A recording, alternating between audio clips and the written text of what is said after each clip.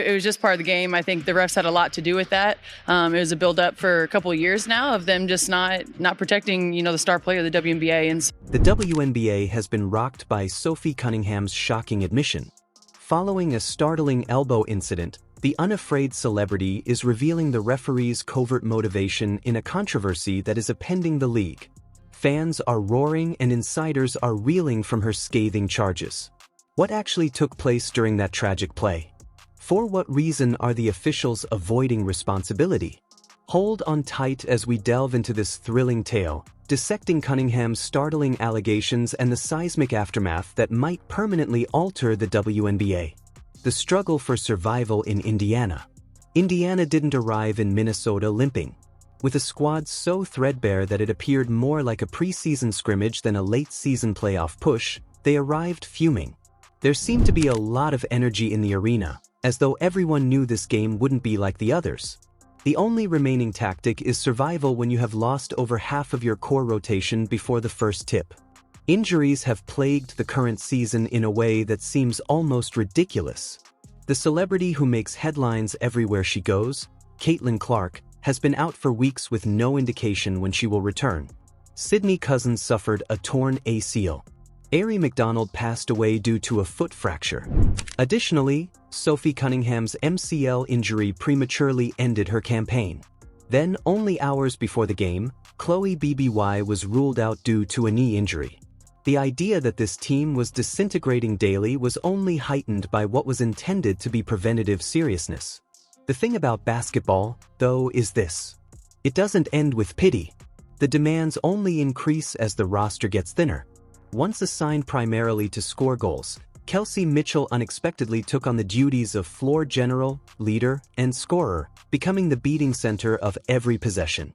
Prior to her injury, Sophie Cunningham had already been forced into a multifaceted position that included guarding larger players, starting plays, setting up the floor, and doing whatever the evening required. And someone else had to take up the torch after those names vanished from the lineup. For example, Odyssey Sims. She wasn't merely an afterthought. She was an emergency hardship pickup, tossed right into the fire after being taken out of recuperation. She was a living example of patchwork solutions. These lineup selections lacked originality. The cost was evident on the court, and these were frantic calls for survival. More energy was needed for each drive. Every single error carried the weight of the season, and every rotation felt like it was going half a step more slowly. Supporters couldn't help but wonder, how long can a team continue to play this way? With only perseverance, tape, and sheer willpower, could Indiana still win? Or is this the time of year when even the most devoted fans begin looking forward to next year? This isn't just basketball anymore, that much is clear. It's a combination of fatigue, fortitude, and unyielding stubbornness. And occasionally, that battle is more captivating than any scoreboard. What, though, is actually jeopardizing the Indiana Fever's chances of making the playoffs this year? To find out, stay with us. The season that the Indiana Fever survived. The Fever didn't simply show up on the court. Long before the first buzzer sounded, they staggered in, bandaged themselves, and were out of breath. What was meant to be a competitive season had turned into an unrelenting round of injuries, last-minute additions, and improvised rotations by the end of August 2024. Chapelai was signed in the middle of the week and immediately put into action without even getting to know the team. Still recovering to her full strength, Odyssey Sims was forced to bear the weight of belongings that she shouldn't have had to carry by herself. Another last-minute addition, Aerial Powers, was thrown into heavy minutes before she could have a feel for the rhythm of the team. This wasn't a plan. Determination and duct tape were used to put it together like a basketball. Flow is unattainable when teammates are still getting to know one another's gut feelings. It wasn't necessary to introduce opponents like the Minnesota Lynx, a group founded on consistency and confidence. They sprang into action as soon as they noticed the gaps. Every switch, trap, and mismatch turned into a clear target. Chess was not being played in Indiana. They were rushing to keep the board from giving way under stress. Anyone seeing realized it was more akin to trench warfare, even if head coach Stephanie White described it as muscular. Grit over grace and muscle over finesse were required for possession after possession. Nevertheless, Kelsey Mitchell did not recoil. She discovered brightness in the absence of suffocating traps and crumbling defenses. Her 26 points were more than just a score. They had a message to convey. I'll carry this team if it needs to be carried. However, even genius has its limit. No matter how good a player is, it will eventually be hard to conceal the flaws in a squad that has been stitched together on the fly.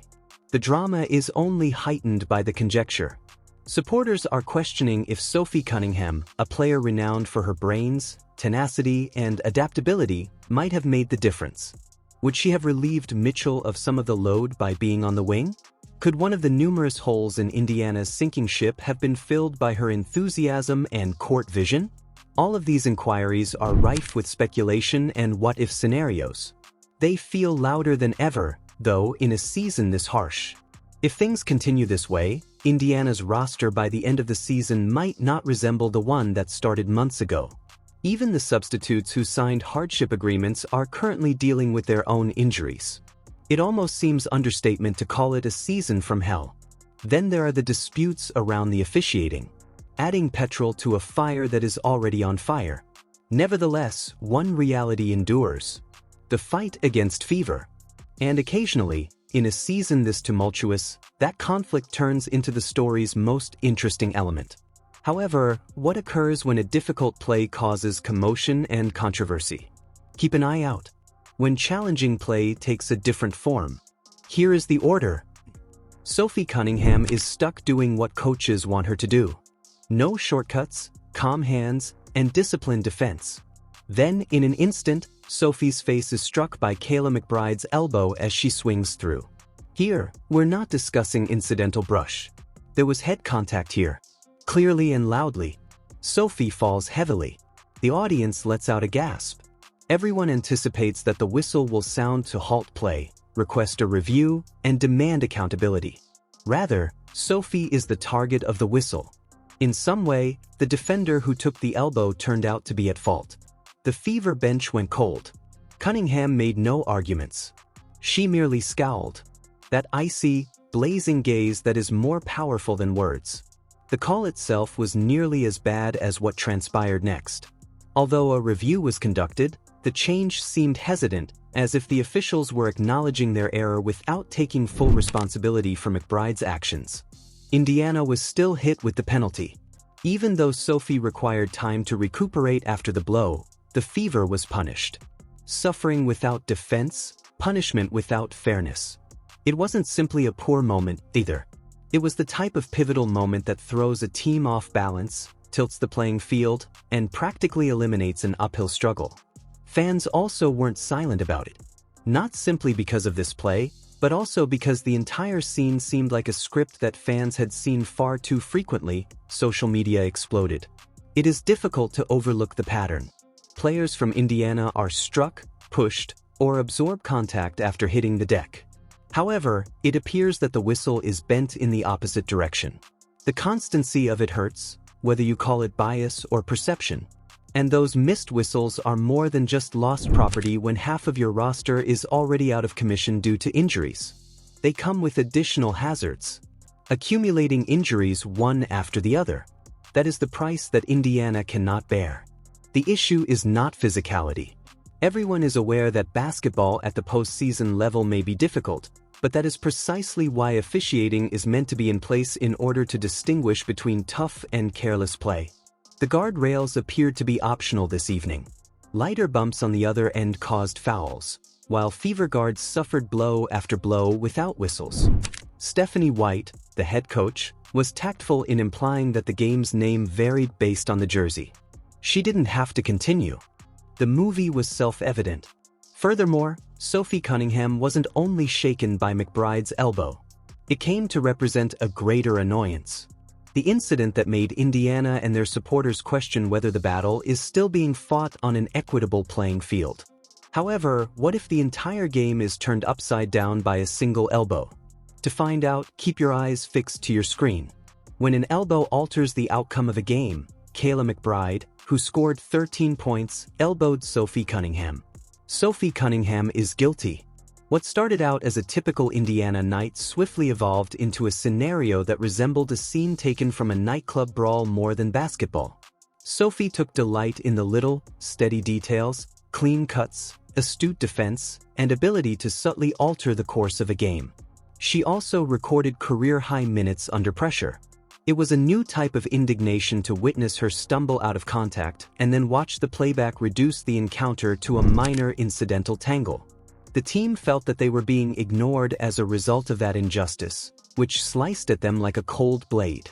Don't just listen to the hit, rewind the tape. Take note of the way the game handled that. The players received a message that was both brutal and obvious as officials shuffled papers and blinked aside motions. Some behaviors are disregarded until they are too noticeable to ignore. Indiana's patience didn't simply vanish. The feeling turned to rage.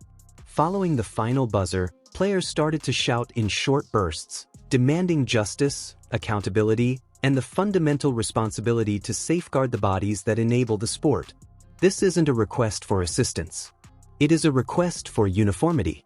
Regardless of whether the jersey reads home or away, guarding lanes must be enforced consistently. Trust breaks if the league tolerates unfair treatment. The sport runs the risk of turning into a brutal show where toughness is praised but safety is optional when half the squad leaves taped and in pain. Instead of watching demolition derbies, fans tune in for competition. The aftermath turned into public theater off the court. Sophie spoke bluntly on officiating and the league's responsibility to protect athletes, refusing to compromise. There was a tired sincerity in her voice. Every night, athletes risk their lives, and they should have clear regulations rather than justifications. The rumors started to heat up. Would the play be reviewed by the league? Would the blind spots that influence games ever be addressed by replay officials? Everyone was reminded of the importance of oversight by the actual